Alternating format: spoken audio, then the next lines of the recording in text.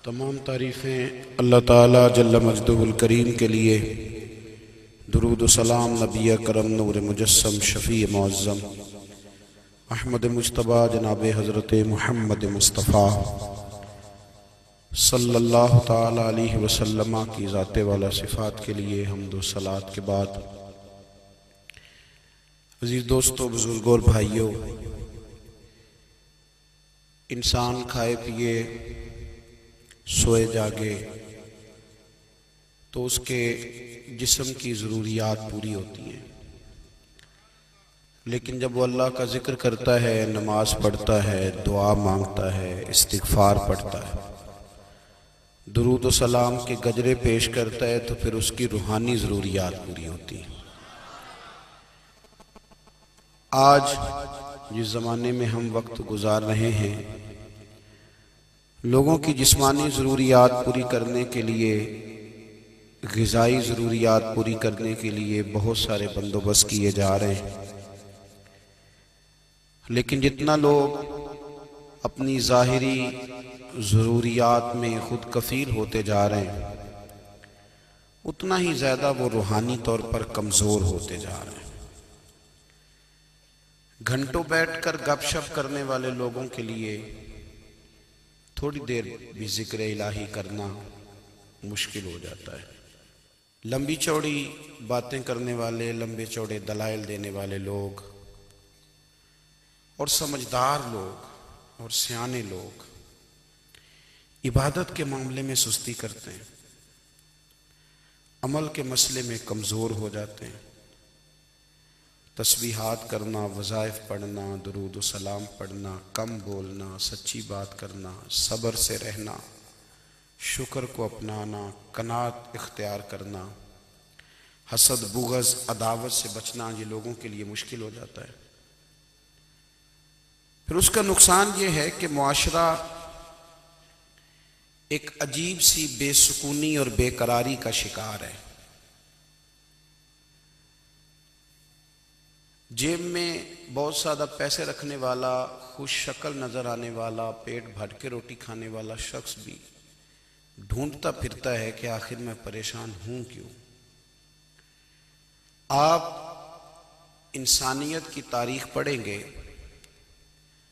तो आपको मालूम होगा कि इंसान ने कभी पत्थर की पूजा की, कभी माज़अल्लाह चाँद सूरज की, दरख्तों की, बुतों की पूजा की। माज़अल्लाह ये गलत डायरेक्शन पे तो चढ़ गया, लेकिन ऐसा नहीं है कि कोई बंदा दुनिया में आया हो और किसी की उसने इबादत ना की हो। इसलिए कि अल्लाह तबारक व तआला ने जिस तरह हमारे जिस्म में खाने की तलब रखी है, पीने की तलब रखी है, सोने की तलब रखी है, इसी तरह अल्लाह ताला ने इबादत के लिए तलब रखी है जिस्म में। ये तो हुआ कि इंसान गुमराह हो गया, गलत रस्तों पे चल निकला, उसने झूठे माबूदों की तरफ माज़अल्लाह तवज्जो कर ली, लेकिन वो किसी न किसी के सामने झुकता रहा, क्योंकि उसके वजूद में तलब थी, शौक था उसे कि वो इबादत करे। अल्लाह तबारक व तआला जब मुसलमान को तौफीक दे और अल्लाह की बारगाह की जानिब वो रुजू करे, तो फिर उसका रवैया ये होना चाहिए कि उसकी तवज्जो हो अल्लाह की जानिब। हमारे यहाँ तस्बीहात पढ़ ली जाती हैं अगर कभी मौका मिले, लेकिन वो ख़ास इन्हिमाक, वो ख़ास शौक़, वो ख़ास ज़ौक़ अल्लाह तबारक व तआला की इबादत का। एक होता है नमाज पढ़ना, एक होता है एहतमाम के साथ नमाज पढ़ना, यानी ज़रा वक्त पे उठना, ज़रा सही करके वज़ू करना, ज़रा शौक़ से मुसल्ला बिछाना। एक होता है तस्बीह पढ़ लेना और एक होता है ज़रा थोड़ा सा ना शौक़ के साथ अल्लाह को याद करना। आप कभी जो मैंने आय करीमा पढ़ी, इसकी आप शान नज़ूल देखें। नबी करीम सल्लल्लाहु ताला अलैहि वसल्लम के ना कुछ सहाबा अल्लाह की मोहब्बत के शौक़ में हुजूर की बारगाह में हाजिर हुए और उन्होंने आके अर्ज़ पता क्या किया, अर्ज़ करने लगे या रसूलल्लाह सल्लल्लाहु तआला अलैहि वसल्लम, सालों बीत गए हैं सजदे करते हुए, हुजूर सालों बीत गए हैं तस्बीह पढ़ते हुए, सालों बीत गए कहते हुए कि सुबहान अल्लाह वो पाक है।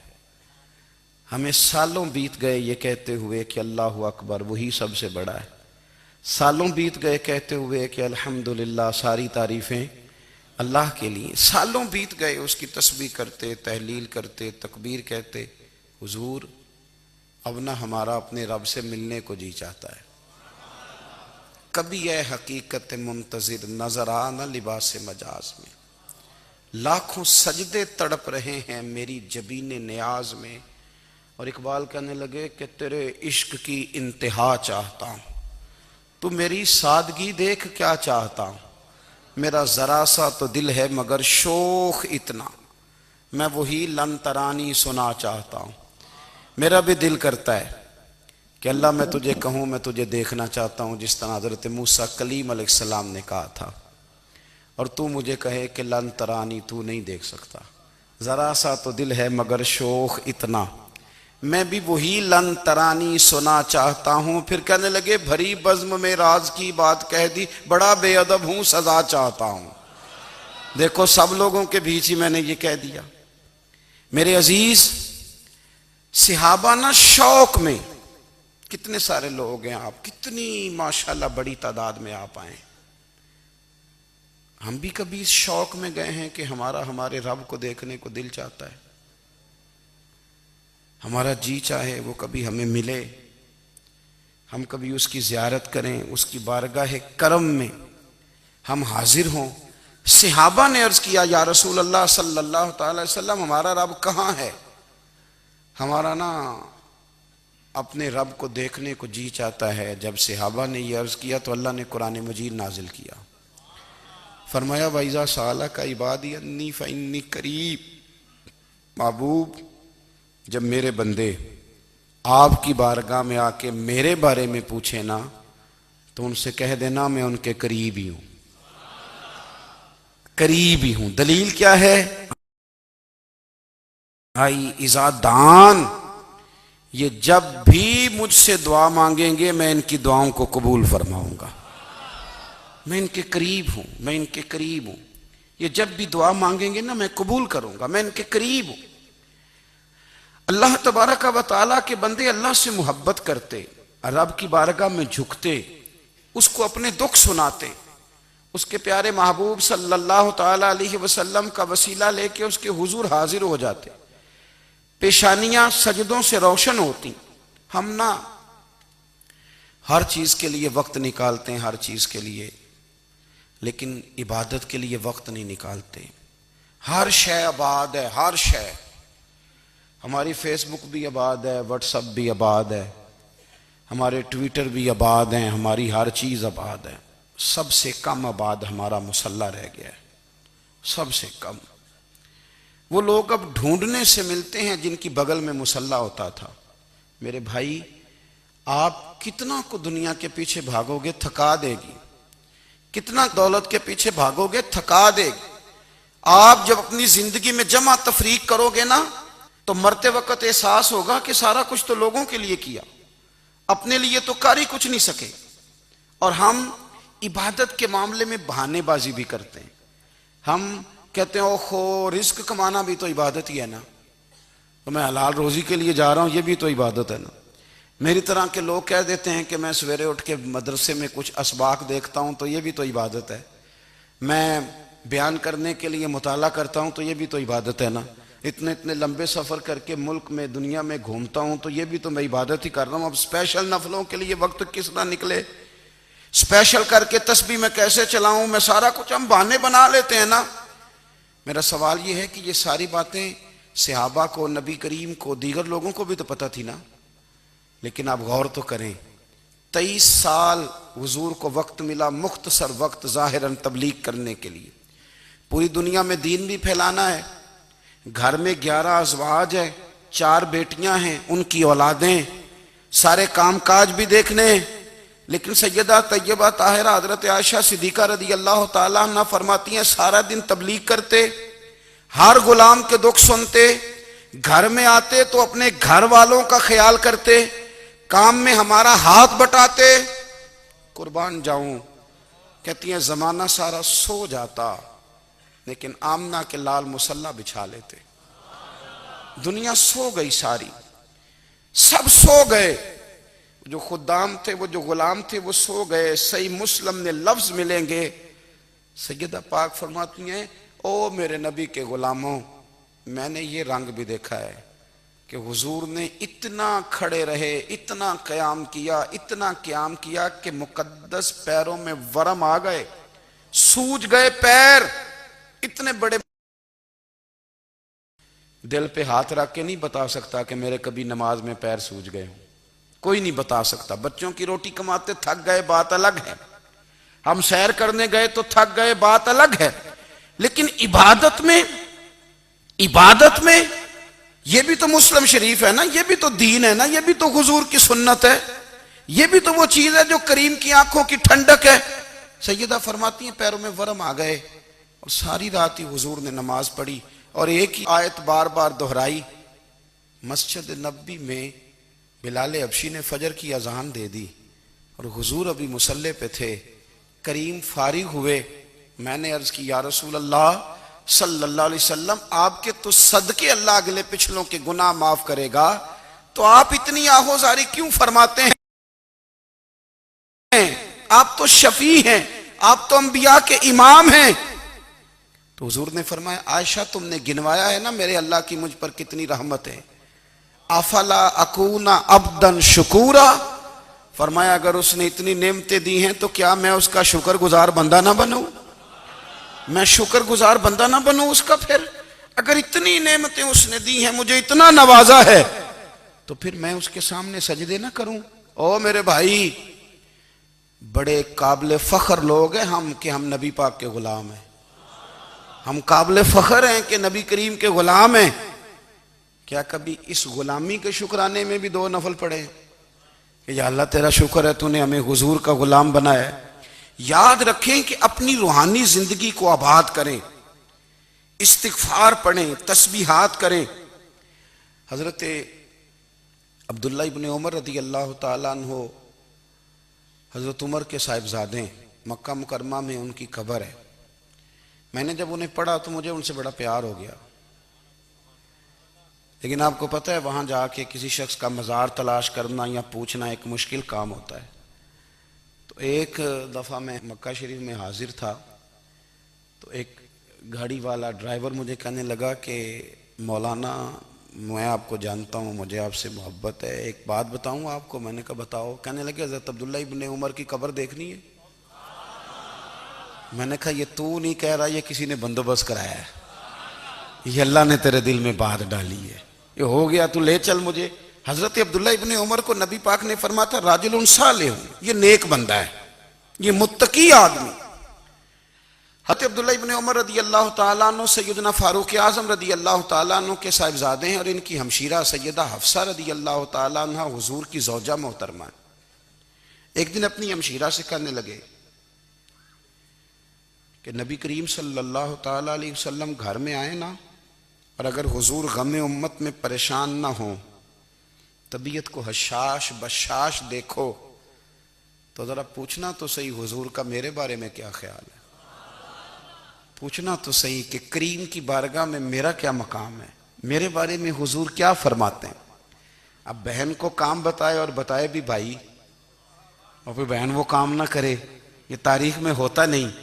हजरत उमर फारूक रदी अल्लाह ताला अन्हु की साहिबजादी उम्मुल मोमिनीन रदी अल्लाह ताला अन्हा फरमाती हैं कि मैं तो बस मुंतजिर थी। उन्होंने तो कहा था ना कि अगर तुम हशाश बशाश देखो तो बात करना, लेकिन हुजूर तशरीफ लाए, मेरी बारी थी, मेरे घर तशरीफ लाए, खाना पेश किया तो फौरन मैंने अर्ज की हुजूर एक बात पूछनी थी। तो हुजूर ने फरमाया पूछिए। मैंने अर्ज की हुजूर मेरे भाई अब्दुल्ला इब्ने उमर के बारे में आपका क्या ख्याल है? नौजवानों मेरी बात पे गौर करना, मेरे भाई के बारे में आपका क्या ख्याल है? तो नबी करीम सल्लल्लाहु ताला अलैहि वसल्लम ने मेरी तरफ देखा और फिर हुजूर ज़ेरे लब थोड़ा मुस्कुराए। और बरेली के इमाम कहते हैं कि हुजूर मुस्कुरा देते थे ना, तो जो बड़ा दुखी होता था वो भी हंस पड़ता था।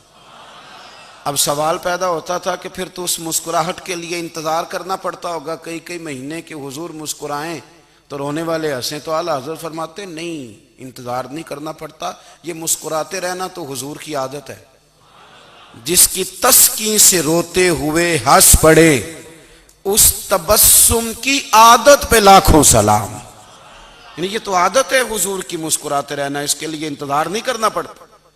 भाइयों आप ख्याल रखेंगे, गौर करेंगे, हजरत अब्दुल्लाह इब्न उमर रदी अल्लाह तआला अन्हु के बारे में पूछा तो सैयदा फरमाती हैं कि नबी करीम सल्लल्लाहु तआला अलैहि वसल्लम ना ज़ेरे लब मुस्कुराए और फरमाया हफ्सा तेरा भाई है तो अच्छा, लेकिन मैंने सुना है कि इशा की नमाज पढ़ता है तो फजर तक सोया ही रहता है। ओ नौजवानों, 10 बजे तक सोने की बात नहीं हुई, 9 बजे तक सोने की बात नहीं हुई, 11 बजे उठने की बात नहीं। हुजूर फरमाने लगे मैंने सुना है कि इशा की नमाज पढ़ के सो जाता है और फजर तक सोया ही रहता है, उसे चाहिए कि तहज्जुद के वक्त उठा करे, अल्लाह की बारगाह में हाजिर हुआ करे, आहुजारी करे, सजदे करे, इबादत करे। उठता है और फजर में जाके उठता है। हजरत जनाब अफसा रज़ी अल्लाह तआला अन्हा कहती है मैंने जनाब अब्दुल्लाह इब्न उमर को पैगाम दिया और मैंने कहा मेरे जवान भाई सुन, नबी पाक ने फरमाया है तो अच्छा पर तहज्जुद में नहीं उठता, नफल नहीं पढ़ता। ओ मेरी मिल्लत के जवानों, मज़ा नहीं आ जाता जब सारी दुनिया सोई हो, सारी दुनिया, और बिस्तर भी गर्म हो और नींद भी पूरा गलबा कर रही हो और अचानक घंटी बजे दिमाग में, आंख खुले, घड़ी पे नजर पड़े 3:30 4 बजे का पैगाम घड़ी बताए और कोई चढ़ती जवानी वाला उठे, उठ के वुजू करे और जब वो मुसल्ला खोल के बिछाए तो मदीने वाले महबूब कहते हैं कि हर नमाज पे रब सवाब देता है और जो उठ के तहज्जुद की नमाज पढ़े उसे देख के तो रब मुस्कुराता है। जो उसकी शान के लायक है, जो उसकी शान के लायक, वो मुस्कुराता है, खुश होता है कि मेरा बंदा तहज्जुद में उठ गया, वो मुस्कुराता है। काश हमारी सुबहें कभी अपने मालिक के नाम हो जाएं, काश के सुबह। हजरत अबुल हसन रहमतुल्लाह ताला अलैह हजरत माज इब्न जबल रदी अल्लाह ताला अन्हु के पास बैठा करते थे। फरमाते हैं उनसे जो प्यार बढ़ा तो फिर मेरा मुसल्ले से भी बढ़ गया। ताबीएं फरमाते हैं सहाबी रसूल से मोहब्बत हुई तो जिक्र से भी हो गई, फिर दुरूद शरीफ से भी हो गई। मोहब्बत उनसे बढ़ी तो फिर अल्लाह ने मस्जिद का प्यार भी बढ़ा दिया। आप फरमाते हैं कि मेरी हर वक्त तबीयत चाहती थी कि बस अल्लाह अल्लाह करूं, बस अल्लाह अल्लाह करूं, बस ना मैं जरा थोड़ी जान छुड़ाऊं लोगों से, को 10 मिनट मिले तो मैं कुछ 4 नफल पढ़ लूं, मैं थोड़ा सा ना बचूं लोगों से और मुझे तस्बीह मिले तो मैं ना कुछ 400-500 दफा इस्तिगफार पढ़ूं, सुभान अल्लाह, अल्हम्दुलिल्लाह, अल्लाहु अकबर, ला हौला वला कुव्वता इल्ला बिल्लाह, मैं ना तस्बीहात पढ़ूं। फरमाते हैं कि बच्चे थे घर में 6-7, गुर्बत थी, काम मिलता कोई नहीं था और मैं काम चोर नहीं था, काम ढूंढता था, पर अल्लाह की कुदरत के काम नहीं मिलता था। फरमाते हैं कि मैंने एक दिन अपनी अहलिया से कहा कि आज मैं फिर जाता हूँ काम ढूंढने, तो मेरी बीवी बड़ी फर्मा बरदार थी, पर उस दिन ना गुर्बत के हाथों तंग आके कहने लगी आज ना कोई तू चीज़ लेके आया तो मुझसे बच्चों की भूख नहीं देखी जाती, ये सब रोगां दा रोग मुहम्मद जिसदा नाम गरीबी, कंड बुला के लंघ जाते नहीं दोस्त यार करीबी, आज ना कुछ लेके आया तो मैं बच्चे लेके लेके चली जाऊंगी। शेख फरमाते हैं कि मैं बड़ा परेशान घर से निकला, पर मैंने सुबह से लेके जोर तक काम ढूंढा, काम मिला कोई नहीं। तो मेरे दिल में ख्याल आया चलो काम नहीं मिलता तो अल्लाह अल्लाह तो करे ना, चलो बंदों की मजदूरी नहीं मिलती तो रब करीम की इबादत ही करते हैं। फरमाते हैं कि मैंने ना फुरात के पानी से वुजू किया, नहर के, शदीद धूप थी, साथ रेत थी और रेत तप रही थी। मैंने अपना रुमाल वहीं मुसल्ला के तौर पर बिछा लिया और फरमाते हैं कि जोर से लेकर असर तक नमाज पढ़ी, धूप भी पूरे जोर पे, पर मेरे सजदे का ज़ौक़ भी पूरे जोर पे। फरमाते हैं सूरज भी चमक रहा है और रब की इबादत का ज़ौक़ भी पूरे जोर पे। मैं सजदा करूं तो फिर मेरा उठाने को जी ना चाहे, मेरे उस्ताद लिखा करते थे, ये उनका शेर है, वो कहा करते थे, मुझे सोज दे, मुझे साज दे, और मुझे नीम शब का न्याज दे, दमे सजदा खुद को मैं तोड़ दूं, मुझे ऐसा ज़ौक़े नमाज दे। और मैं तेरी बहार का फूल हूं, मैं खिला भी हूं तो तेरे लिए, मुझे मेरी शाख से तोड़ ले, मुझे अपनी जुल्फ का नाज दे। भाई फरमाते हैं कि असर तक मैंने नफल पढ़े, दिल ढलने लगा, असर की नमाज पढ़ी और मैं वहां से चला। अब मैं जब निकलने लगा तो दिल में ख्याल आया कि छोटी छोटी दीवारें हैं घर की, बगैर कुछ लिए जाऊंगा तो बीवी दूर से देखेगी तो शोर करेगी कि फिर खाली हाथ आ गया है। कहते मैंने अपने उसी रुमाल में जिस पे मैंने नमाज पढ़ी थी ना, रुमाल में की आखी दे पंजाबी ज साफा, कहते हैं उसी में ना मैंने कुछ रेत भर ली कि वो दूर से देखेगी तो समझेगी कुछ लेके आया है, चलो जाके उसे बता दूंगा कि आज फिर मजदूरी नहीं मिली। कहते हैं वो रेत लेकर जब मैं घर में गया तो पहले बीवी दरवाजे पे खड़ी होती थी, पूछती थी खाली हाथ आ गए हो? आज मैंने देखा तो है ही कोई नहीं। फरमाते मैं अंदर दाखिल हुआ, सलाम लिए, कोने में मैंने वो रुमाल रख दिया और मैंने आवाज दी कि भली मानस कहाँ हो? तो वो कहने लगी आप मुंह हाथ धो ले, मैं रोटी लेके आई। मैंने कहा रोटी कहां से आ गई? यहां तो कई दिनों के फाके, तो कई दिनों की गुर्बत है, यहां तो इस घर में तो फकीरी है। फरमाते हैं कि वो रोटी लेके आई और उस वक़्त की जो मौजूदा नेमतें थी, समझ लें सलाद, अचार, हर चीज साथ लाई। मैंने कहा कि बच्चे कहाँ गए? कहने लगी वो खाना खा के खेलने गए, आप खाना खा लें आ जाते। खाना उसने चुन दिया। मैंने हैरत अंगेज लहजे में सारी नेमतें अपने दस्तरखान पे देख करके बीवी से पूछा ये कहां से आया खाना? बच्चों को तूने कहां से खाना खिलाया? ये सारा कुछ कैसा है? तो कहने लगी पता नहीं आज आप किस करीम की मजदूरी करने चले गए थे, पता नहीं किस करीम की, मेरे घर में तो इतनी नेमतें आई हैं कि मुझसे संभाली नहीं जा रही, इतना अनाज है, इतना गंदुम है, किस करीम के दरवाजे आज चले गए थे? ये कहते कहते वो उठी और उठ करके कहने लगी पहले ही बड़ा कुछ आया था, अब क्या ले आए हो?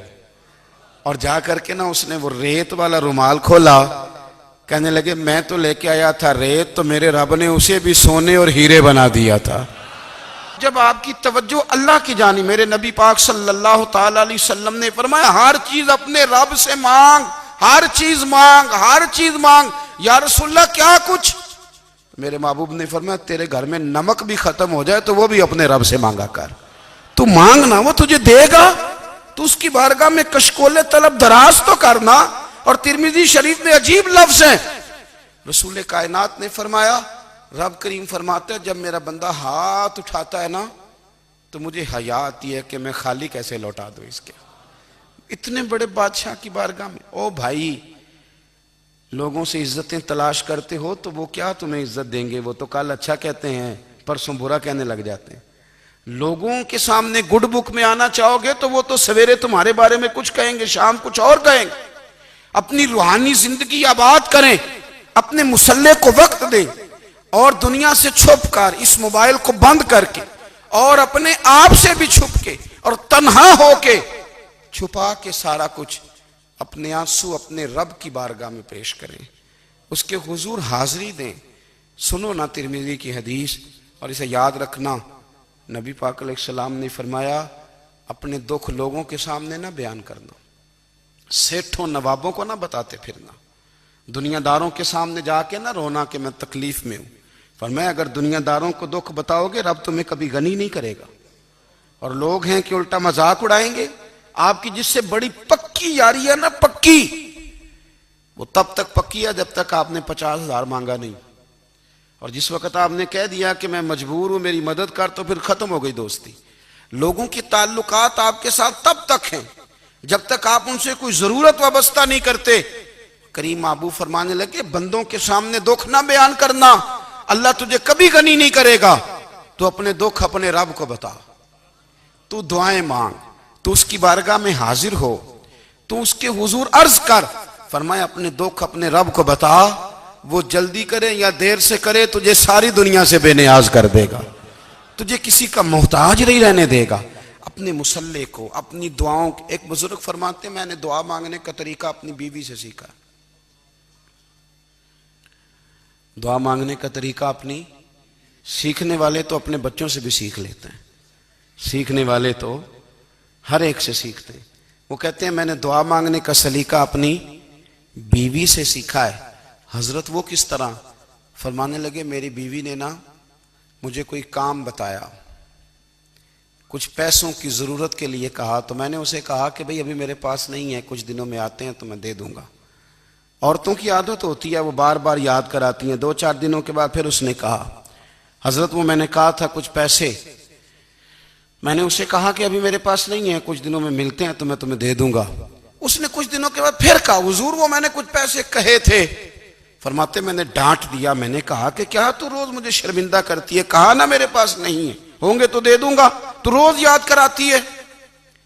फरमाते उसने पहले तो मेरी डांट को सहा, फिर मेरे सख्त जुमलों ने उसकी आंखों में आंसू पैदा कर दिए, फिर उसने अपने आंचल में अपने उस दुख को समेटा, और फिर उसने एक जुमला कहा तो मैं रो पड़ा और मुझे अपने रब से मांगने का तरीका आ गया।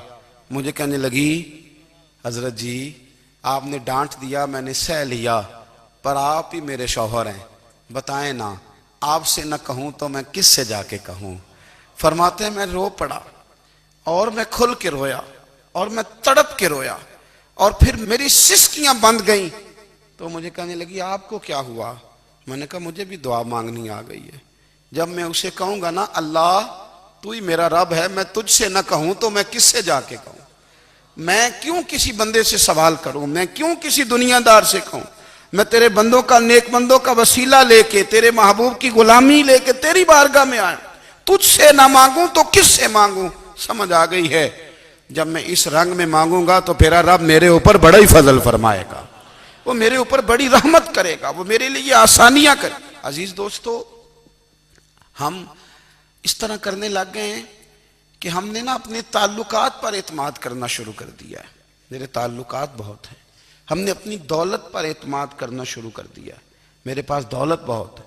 हमने अपने इल्म पर, अपनी शोहरत पर एतमाद करना शुरू कर दिया है कि मेरे पास फलां चीज बहुत है। याद रखना, जब बेनियाज अपनी सिफ्ते बेनियाजी दिखाता है तो बड़ी बड़ी दौलतों वाले मजबूर नजर आते हैं। भाइयों, जब इंसान का रिश्ता अपने मालिक के साथ होता है, फिर तो गम भी कुछ नहीं कहते, परेशानियां भी कुछ नहीं कहती, फिर तो जिंदगी सब्र वाली, फिर तो जिंदगी तवक्कुल वाली, फिर तो जिंदगी भरोसे वाली। फिर इंसान अपने आप को रुसवा नहीं करता, दुनियादारों से उम्मीदें उसकी खत्म हो जाती, उम्मीदें अल्लाह रसूल से लगा लेता है, मजबूत हो जाता है, मजबूत, ताकतवर हो जाता है, खुददार हो जाता है, बावकार बाइज्जत हो जाता है। हजरत बहलोल दाना रहमतुल्लाह अलैह बैठे थे, तो हारून रशीद हज करके आ रहा था, तो रस्ते में हजरत शेख से मुलाकात हो गई। तो अस्सलामु अलैकुम के बाद कहने लगा, हुजूर कोई हुक्म हो तो बताइएगा। तो हजरत बहलोल दाना फरमाने लगे, तेरा रब कौन है? उसने कहा अल्लाह। तो फरमाया मेरा कौन है? कहा अल्लाह। फरमाने लगे तो बड़ा ही बेवकूफ है, क्या तू ये समझता है कि रब हारून रशीद को तो देगा और बहलोल दाना को भूल जाएगा? तेरा भी वही रब है, मेरा भी वही रब है। उसने अगर तुझे दे के आजमाया है तो हो सकता है मुझे ना दे के आजमा रहा हो। जब उसकी हिकमत के तकाजे होंगे तो अता करेगा और देगा। तू जा अपना काम कर। भाई, अपनी रूहानी जिंदगी, अपनी इबादत, अपने वज़ाइफ, अपने रोजमर्रा के मामलात, अपनी दुआएं, अपना इस्तिगफार। देखो, कोई मुश्किल काम तो नहीं, 2 रुकू हैं सूरह वाक़िया की, अगर रात को पढ़ ली जाए तो। मैं किस तरह ये बात बयान करूं कि तवीज़ बांटना आसान है और वजीफा बताना मुश्किल है। सारा दिन तवीज़ बांटें तो लोग लेने को तैयार हैं, और अगर आप वजीफा बताएं तो कहते हैं तो मुश्किल काम है। ओ खुदा के बंदे, अगर आपका ताल्लुक कुरान पाक के साथ मजबूत हो, कुरान पाक के साथ अगर आपका रिश्ता हो, लोग सिफारिशें ढूंढते हैं ना दुनिया में, कोई ताल्लुक मिल जाए तो मेरा काम हो जाए। दुनिया में इतना मुश्किल मामला है, आखिरत में मुझे बताइएगा कितना मुश्किल मामला होगा। मेरे नबी पाक सल्लल्लाहु ताला अलैहि वसल्लम ने फरमाया, जो लोग सूरह मुल्क पढ़ा करते थे ना, सूरह मुल्क, ये सूरत मुल्क क़यामत में उनकी सिफारिश करेगी। और इस तरह करेगी कि कहेगी ऐ अल्लाह यहाँ इस बंदे को जन्नत में दाखिल कर दे या मुझे कुरान पाक से अलहदा कर दे। तो रब फरमाएगा जा इसका दामन थाम के इसे जन्नत तक पहुंचाया। आप बात को समझे, जब आपके ताल्लुकात अपने मामलात के साथ मजबूत होंगे, ये नबी करीम ने वादा किया है कि तू सूरत वाक़या पढ़, तेरे घर में फाका नहीं आएगा। हज़रत अब्दुल्ला इब्न मसूद रदी अल्लाह तआला अन्हु बीमार थे तो हज़रत उस्मान गनी रदी अल्लाह तआला अन्हु तीमारदारी के लिए तशरीफ़ ले गए और जा करके कहा कि आप बड़े बीमार हैं, आपकी बेटियां ज़्यादा हैं, मैं चाहता हूं कि ख़जाने में से कुछ मदद करूं। तो सैयदना अब्दुल्ला इब्न मसूद रदी अल्लाह तआला अन्हु उठ के बैठ गए और कहने लगे अमीरुल मोमिनीन, अल्लाह आपको मेरी तरफ से, मेरी बेटियों की तरफ से बेहतर सिला दे। मेरी बेटियों को किसी खजाने की जरूरत नहीं, मैंने उन्हें खजाना दे दिया है। कहा जनाब आपने कौन सा खजाना दिया है, मैं आपके माली मामलात को जानता हूं। तो फरमाने लगे अमीरुल मोमिनीन, मेरे नबी करीम ने फरमाया है जो सूरत वाक़या पढ़े उसे कभी फाका नहीं आता, मैंने बेटियों को याद करा दी है, ये खजाना मैंने उन्हें दे दिया है। वो सारे वालिदैन सुने जो बेटियों के लिए परेशान रहते हैं। हजरत अब्दुल्ला इब्ने मसूद नसीहत कर रहे हैं, फरमाने लगे मैंने सूरत वाक़या याद भी करा दी है, पढ़ने की आदत भी डाल दी है। हुजूर ने फरमाया जो सूरत वाक़या पढ़े उसे फाका नहीं आता। कहने लगे चांद तो अपनी जगह छोड़ सकता है, सूरज गिर सकता है, तारे टूट सकते हैं, पर मदीने वाले रसूल की बात गलत नहीं हो सकती। हुजूर ने फरमाया फाका नहीं आएगा तो इंशाअल्लाह कभी भी नहीं आएगा। करने का काम यह है कि हम अपने मामलात, अपनी इबादत, अपनी दुआएं, कभी 10 मिनट आदत हो जाए ना दुआ मांगने की अलहदा से रात को। हुजूर ने फरमाया जो फर्ज नमाज के बाद दुआ मांगे अल्लाह उसकी कबूल कर लेता है। नबी पाक सल्लल्लाहु ताला अलैहि वसल्लम ने फरमाया अल्लाह मुसाफिर की दुआ कबूल फरमाता है। हुजूर ने फरमाया अल्लाह मजलूम की दुआ कबूल फरमाता है। हुजूर ने फरमाया बीमार से दुआ कराओ अल्लाह उसकी दुआ कबूल फरमाता है। मेरे नबी पाक ने फरमाया माँ बाप जब भी औलाद के लिए हाथ उठाएं, वैसे तो बुल्ले शाह तो आसमानी उड़दियां ही फड़ दें, जेड़ा घर बैठा उन्होंने बढ़िया ही नहीं। हुजूर फरमाने लगे माँ बाप जब भी औलाद के लिए दुआ फरमाएं अल्लाह उनकी दुआ को कबूल करता है। आप अपना ताल्लुक बनाएं दुआ के साथ, इबादत के साथ, मुसल्ले के साथ रिश्ता बनाएं, इस्तिगफार पढ़ें। सलाहुद्दीन अय्यूबी सलेबी जंगों में थे, रात को मस्जिद अक्सा में नमाज पढ़ी तो परेशान थे। एक बुजुर्ग से मुलाकात हुई तो वो कहने लगे कि आप बड़े परेशान हैं। कहने लगे हुजूर परेशान इसलिए हूं कि पहले ही मुसलमान कमजोर है, अब मैंने सुना है दुश्मन का एक बहरी बेड़ा वो जंगी सामान से भरा हुआ आ रहा है, तो अब उनके पास और तलवारें और नेज़े आ जाएंगे, मुसलमानों के पास पहले ही वसाइल की कमी है, परेशान हो किस तरह करके मुकाबला करेंगे। ये बात कहते ही सलाहुद्दीन अय्यूबी ने बुजुर्गों से कहा हुजूर आप भी दुआ करना, दुआ की बड़ी ताकत है। मेरे नबी पाक ने फरमाया दुआ मोमिन का हथियार है, दुआ मोमिन का, दुआ मोमिन का। हुजूर ने फरमाया तकदीर को सिवाय दुआ के कोई चीज नहीं बदल सकती, दुआ मोमिन का हथियार है, ये काफिर के पास कोई नहीं, ये हथियार है मोमिन का। अल्लाह करे आपको समझ आए, फिर सुने कई बार कह चुका हूं ये हथियार है। काफिर के मुकाबले में जो तेरे पास सबसे बड़ा हथियार है वो दुआ है। दुआएं करानी छोड़ दी, करनी छोड़ दी, लेनी छोड़ दी। हजरत सैयदना अनस बिन मालिक रदी अल्लाह तआला अन्हु फरमाया करते थे मैंने वो रंग देखा है जब हुजूर दुआ मांगते थे और हुजूर की मुकद्दस आंखों में आंसू भी साथ ही बहा करते थे, मैंने वो अंदाज देखा। तो सलाहुद्दीन अय्यूबी बुजुर्ग से कहने लगे आप भी दुआ कीजिए, और खुद रोने लगे और सर सजदे में रख के रोने लगे और इशा से लेकर फजर तक रोए, खूब रोए। सुबह वो बुजुर्ग आए तो सलाहुद्दीन अय्यूबी का खूबसूरत और हंसता हुआ चेहरा देखा। कहने लगे आप बड़े खुश हैं, रात तो मैंने बड़े रोते हुए देखा था। तो कहने लगे हुजूर वो जो बहरी बेड़ा आ रहा था ना वो पानी में डूब गया है, अब वो नहीं आ रहा, अभी खबर आई है तो मैं बड़ा खुश हूं। बुजुर्ग कहने लगे उठ सीने से लग और सुन एक बात, वो बहरी बेड़ा पानी में नहीं डूबा, वो तेरे आंसुओं में डूब गया है। वो जो तू रात रोया है ना रब करीम की बारगाह में, तो वो डूब गया है। भाई अपना मुसल्ले का, इबादत का, वज़ाइफ का, अल्लाह अल्लाह का सिलसिला उसको मजबूत करें, अपनी दुआओं के ताल्लुक़ को मजबूत करें। दुआएं बड़े इनकलाब बर्पा कर देती हैं। हम थोड़े थोड़े ना जब से खुश्क हुए हैं ना, खुश्क, और मेरी तो जमात ही सूफिया की जमात थी। हम तो दाता अली अजमेरी की जमात से, हम तो ख्वाजा अजमेरी की जमात से, हम तो शेख अहमद फारूक सरहंदी की जमात से, हम तो सूफिया की जमात। हमारी जमात ने भी वो ताल्लुक जो हमारे बुजुर्गों ने बनाया था। बुजुर्ग अल्लाह के करीब कैसे जाता है? तो हमारे यहाँ ना बहुत सारे लोग कहते हैं जी नजर हो गई तो काम हो गया। भाई जो बुखारी मुस्लिम में तरीका है ना अल्लाह का कुर्ब पाने का, वो तो नफल है। नबी करीम अलैहिस्सलाम ने फरमाया बंदा नफलों के जरिए रब के करीब जाता है, और इतना करीब जाता है कि फिर अल्लाह उसकी जुबान बन जाता है, अल्लाह उसकी आंखें बन जाता है, कान बन जाता है, हाथ और पैर बन जाता है। तो ये तो इबादत है, ये तो अल्लाह की बारगाह की हाजिरी है जो आपको अल्लाह के करीब करेगी। तो अपने नमाज को अहमियत दे के अदा करें, नमाजें मोबाइल बंद करके अदा करें। देखिए ना, कुछ लोग कहते हैं मुझे टाइम नहीं मिलता नमाज का, तो मैं कहता हूँ ये आपने बड़ी जुर्रत की बात की है। मुझे को मेरा पीर भाई कह देना मेरे पास टाइम नहीं आपको मिलने का, तो मैं कहता हूँ आज के बाद आना ही ना। तू क्या समझता है, तू बहुत बड़ा आदमी है, तेरे पास टाइम नहीं है और हमें मिलने का टाइम, मौज कर। तो आपने अल्लाह रसूल को कह दिया टाइम नहीं। और अजीब फलसफा है ना, कहा जाए नमाज पढ़ने आओ तो कहते हैं कपड़े ठीक नहीं, और कहा जाए कि आओ जरा दावत पे चले तो कहते हैं 1 मिनट ठहर मैं कपड़े बदल के आया। नमाज के लिए कहा तो कहते ठीक नहीं, दावत के लिए कहा तो कहते मैं जरा तैयारी कर लूं, यूं जाना मुनासिब नहीं। ये मामला ठीक नहीं। रब तो फरमाता है कि जब तू मस्जिद में आ तो जीनत इख्तियार करके आ, खूब जौक से दुआ मांगे, खूब शौक से नमाज पढ़ें, खूब इस्तिगफार का मिजाज बनाएं। आप लोगों के बीच रह के सुख हासिल करना चाहते हैं, लेकिन आपको पता है कई कई महीने गारे हिरा में रहना भी मदीने वाले महबूब का तरीका है। हर साल एतिकाफ बैठना अलग से, ये भी हुजूर का तरीका है। मस्जिद नबी के अंदर दरवाजा खुलता था नबी करीम का, पर घर के अंदर नफल पढ़े नबी पाक।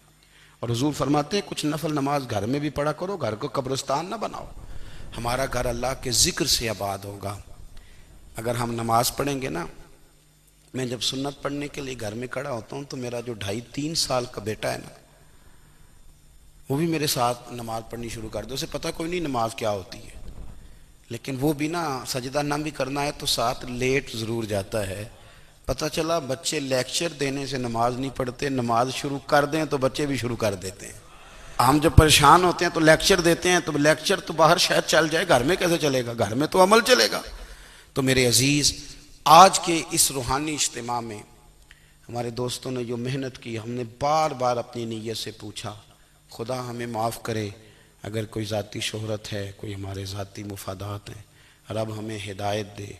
हमारी ये ख्वाहिश थी कि रूहानी इज्तिमा हमें थोड़ा सा अल्लाह और उसके रसूल के जानिब माइल करे, कुछ हमारा रिश्ता मुसल्ले के साथ मजबूत करे।